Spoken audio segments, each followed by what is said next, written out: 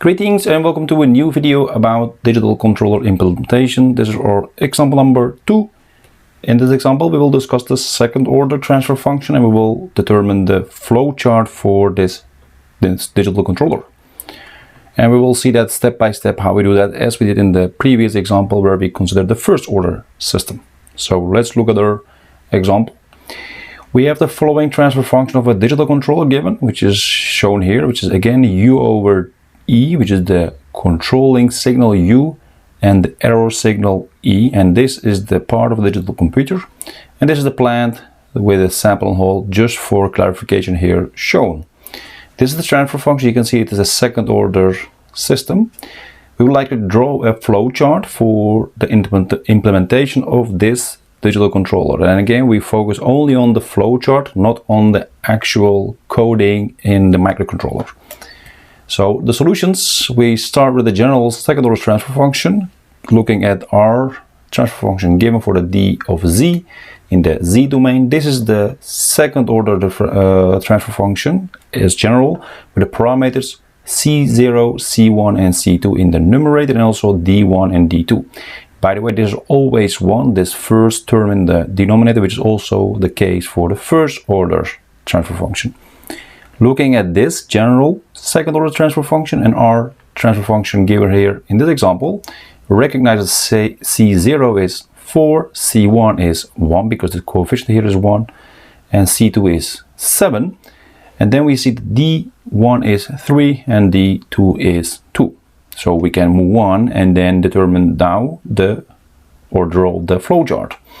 Now solving for uz, you can do the following. This was the transfer function of the d of z, our digital controller. We can now cross multiply to this times this, which is then given here. Now we can now work it out such that we have only uz on the left side and everything is then placed on the right side. So first, let's do that.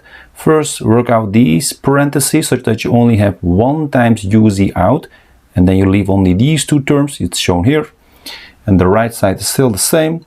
Now we can replace this part to the right hand side, will be a minus, that's shown here, and this is the expression for u of z.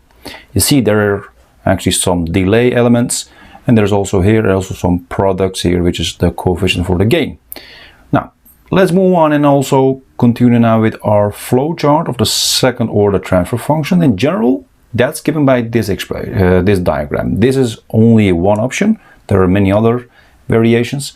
You see again the z to the power minus 1, which is our delay, and another one because we have a second order system here, so we have 2 delays. So there are 2 delays, 2 delay elements, 2 summation points. This is the negative feedback part. This is just a summation. And we have 5 gain parts here also for multiplication.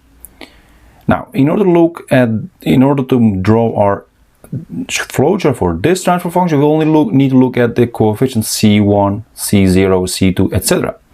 So when you do that, you can now create an empty flowchart and then go to C0, which is 4, C1, which is here, is 1.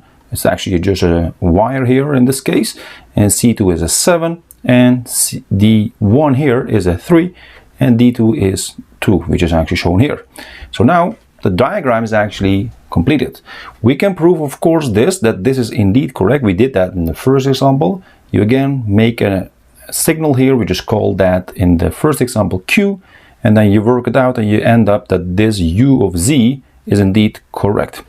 And again, remember that E star means the sampled signal, and then you can convert that straightforward to E of Z, and it's also similar for the U. So this part completely is our flowchart of the digital controller or the digital computer. So this is now the solution for this problem. So see you next time in another video. Take care.